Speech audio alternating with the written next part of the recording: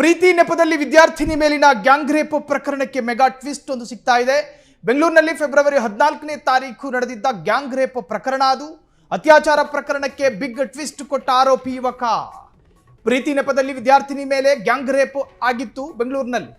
February 14ನೇ ತಾರೀಕು ನಡೆದಿದ್ದ brutal gang rape ಅದು. ಅತ್ಯಾಚಾರ ಪ್ರಕರಣಕ್ಕೆ ಬಿಗ್ ಟ್ವಿಸ್ಟ್ ಕೊಟ್ಟ ಆರೋಪಿ ಯುವಕ. ರೇಪ್ ಕೇಸಲ್ಲೂ ಟ್ವಿಸ್ಟ್. ಹನಿ ಟ್ರ್ಯಾಪ್ ಮಾಡಿ ಹಣಕ್ಕೆ ಬೇಡಿಕೆ ಇಟ್ಟಿದ್ದಾಳೆಂದು ಪ್ರತಿ ದೂರು. ಅಮೃತಹಳ್ಳಿ ಠಾಣೆಯಲ್ಲಿ ಪ್ರಕರಣ ದಾಖಲಿಸಿದ ಆರೋಪಿ ಯುವಕ. ಪ್ರೀತಿ ನೆಪದಲ್ಲಿ ವಿದ್ಯಾರ್ಥಿನಿಯ ಮೇಲಿನ ಗ್ಯಾಂಗ್ ರೇಪ್ ಪ್ರಕರಣಕ್ಕೆ ಮೆಗಾ ಟ್ವಿಸ್ಟ್ ಇದೆ. ಬೆಂಗಳೂರಿನಲ್ಲಿ 14ನೇ ತಾರೀಕು ಅಂದ್ರೆ ಇದೇ ತಿಂಗಳು ಫೆಬ್ರವರಿ ನಡೆದಿದ್ದ ಗ್ಯಾಂಗ್ ರೇಪ್ ಪ್ರಕರಣ ಅದು. ಈ ರೇಪ್ ಪ್ರಕರಣದಲ್ಲಿ ಬಿಗ್ ಟ್ವಿಸ್ಟ್ ಕೊಟ್ಟಿರೋದು ಯಾರು, ಬೇರಾರೂ ಅಲ್ಲ, ಆರೋಪಿ ಯುವಕ. ಆಕೆ ಹನಿ ಟ್ರ್ಯಾಪ್ ಮಾಡಿ ನಮ್ಮನ್ನು ಬ್ಲ್ಯಾಕ್ ಮೇಲ್ ಮಾಡ್ತಾ ಇದ್ಲು. ಬೆಂಗಳೂರಿನಲ್ಲಿ 14ನೇ ತಾರೀಕು ನಡೆದಿದ್ದಂತಹ ಈ ಗ್ಯಾಂಗ್ ರೇಪ್ ಪ್ರಕರಣ ಬಹಳಷ್ಟು ಚರ್ಚೆಗೆ ಕಾರಣವಾಗಿತ್ತು. ನಮ್ಮ ರಾಜಧಾನಿ ಹೆಣ್ಮಕ್ಳಿಗೆ ಸೇಫೇ ಇಲ್ವಾ ಅನ್ನೋ ಅರ್ಥದಲ್ಲಿ ಚರ್ಚೆ ಆಗಿತ್ತು. ಅತ್ಯಾಚಾರ ಪ್ರಕರಣಕ್ಕೆ ಈಗ ಬಿಗ್ ಟ್ವಿಸ್ಟ್ ಸಿಕ್ಕಿದೆ. ಹನಿ ಟ್ರ್ಯಾಪ್ ಮಾಡಿ ಹಣಕ್ಕೆ ಬೇಡಿಕೆ ಇಟ್ಟಿದ್ದಾಳೆಂದು ಪ್ರತಿ ದೂರು, ಯುವಕರಿಂದ ಪ್ರತಿ ದೂರು. ಅಮೃತಹಳ್ಳಿ ಠಾಣೆಯಲ್ಲಿ ಪ್ರಕರಣ ದಾಖಲಿಸಿದ ಆರೋಪಿ ಯುವಕ. ನೋಡಿ, ಸಾಮಾನ್ಯವಾಗಿ ಒಂದು ಕಥೆಯ ಹಿಂದೆ ಎರಡು ತರಹದ ಉತ್ತರಗಳು ಸಿಗ್ತವೆ.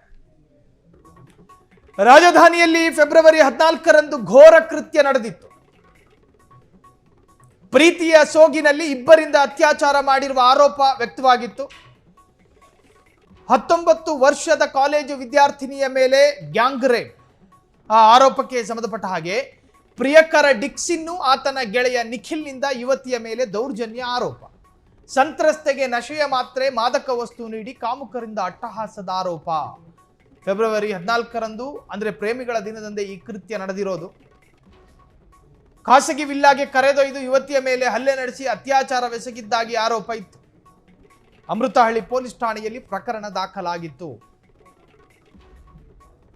ಬನ್ನೇರುಘಟ್ಟದ ಖಾಸಗಿ ಕಾಲೇಜ್ ವಿದ್ಯಾರ್ಥಿನಿ ಆಕೆ. ಹೊರ ಜಿಲ್ಲೆಯ ಹೊರ ರಾಜ್ಯದಿಂದ ಬಂದವಳು. ಸೊ ಆಕೆಯನ್ನ ವ್ಯಾಲೆಂಟೈನ್ಸ್ ಡೇ, ಪ್ರೇಮಿಗಳ ದಿನ, ಅವತ್ತಿನ ದಿನ ಹೆಚ್ಚು ಪ್ರೇಮ ಮಾಡೋಣ ಅಂತ ಹೇಳಿ ಕರ್ಕೊಂಡು ಹೋದ್ರು. ಏನು ಪುಸಲಾಯಿಸಿ ಆ ಹೆಣ್ಣು ಮಗಳನ್ನ ಒಂದು ಪ್ರೈವೇಟ್ ವಿಲ್ಲಾಗೆ ಕರೆದೊಯ್ದು ಆಕೆಯನ್ನು ಪುಸಲಾಯಿಸಿ. ಇನ್ನು ಆಕೆ ಒಪ್ಕೊಂಡೇ ಬಂದಿದ್ಲು ಅನ್ನೋದು ಪೊಲೀಸ್ ತನಿಖೆಯಲ್ಲಿ ಗೊತ್ತಾಗಬೇಕು.